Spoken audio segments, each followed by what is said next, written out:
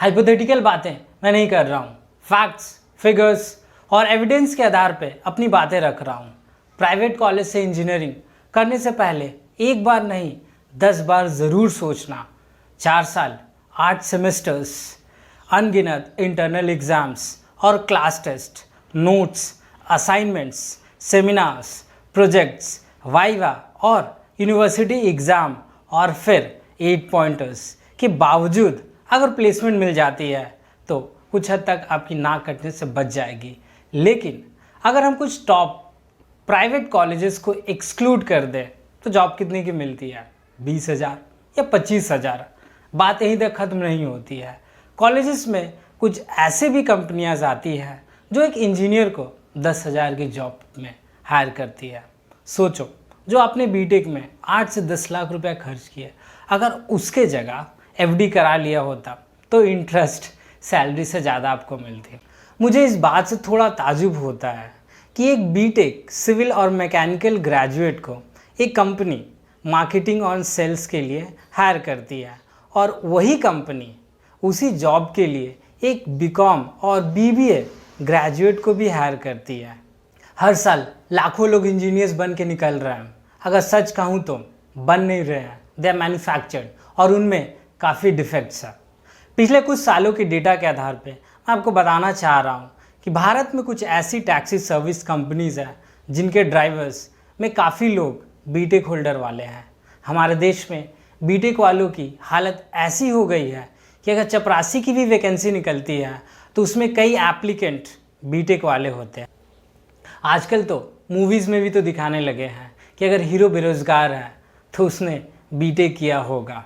मैं क्लियर कर देता हूँ कि अगर प्राइवेट कॉलेज से बीटेक करते हो और अगर प्लेसमेंट नहीं होता है तो आपके पास केवल 4 ऑप्शंस बच जाएंगे। पहला ऑप्शन, फैमिली बिजनेस। अगर कुछ नहीं हुआ तो फैमिली बिजनेस में लग जाओ। घर वाले भी खुश कि बेटा मदद कर रहा है और आप भी प्राउडली बोल सकते हो कि मैं बेरोज़गार नहीं है।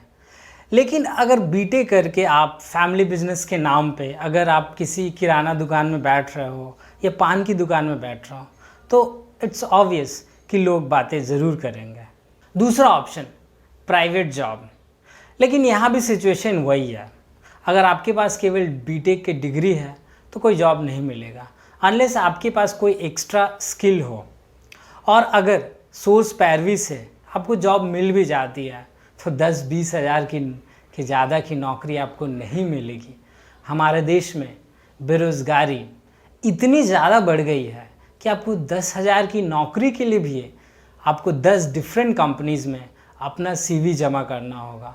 और कोर जॉब यानी टेक्निकल जॉब के बारे में सोचिए भी मत।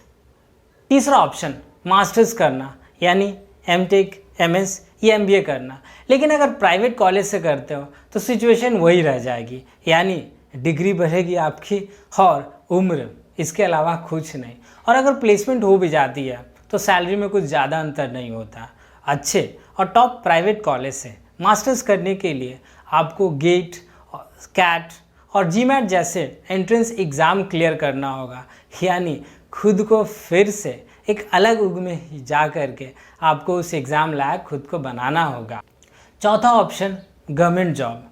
अगर कॉलेज से प्लेसमेंट नहीं होता है तो कम से कम एक उम्मीद रहती है कि सरकारी नौकरी निकल जाएगी तो जो भी अधूरे सपने और ख्वाहिशें हैं वो पूरा हो जाएंगे। लेकिन हमारे देश में जिस तरह एग्ज़ाम नोटिफिकेशन निकलने के बाद एग्ज़ाम डेट का अता पता नहीं रहता और जिस तरह दिन पर दिन बेरोज़गारी बढ़ रही है, कईयों ने तो उस अधूरे, थोड़ी धुंधले सपनों पे ही पर्दा डाल दिया है। अगर आप टेक्निकली स्ट्रांग हैं तो जेई, आईईएस, गेट जैसे एग्ज़ाम की तैयारी में लग सकते हो।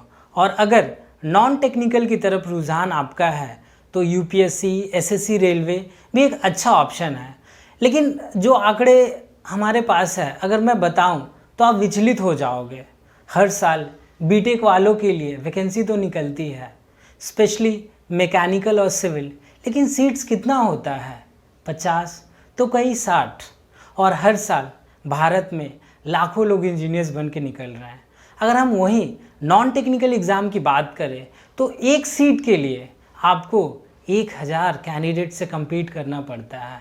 तो क्या लोग बीटेक करने के बाद 5-5 साल तक घर से दूर रह के तैयारी कर रहे हैं, और जब हाथ कुछ भी नहीं लगता तो कुछ वापस अपने घर लौट आते हैं, तो कुछ खुद को किसी सुनसान दुनिया में कैद कर लेते हैं। कुछ को मैंने ये भी कहते सुना है कि शायद मेरे नसीब में ही नहीं था। देखो, बीटेक का क्रेज़ धीरे धीरे घट रहा है, आपको इस बात को समझना है।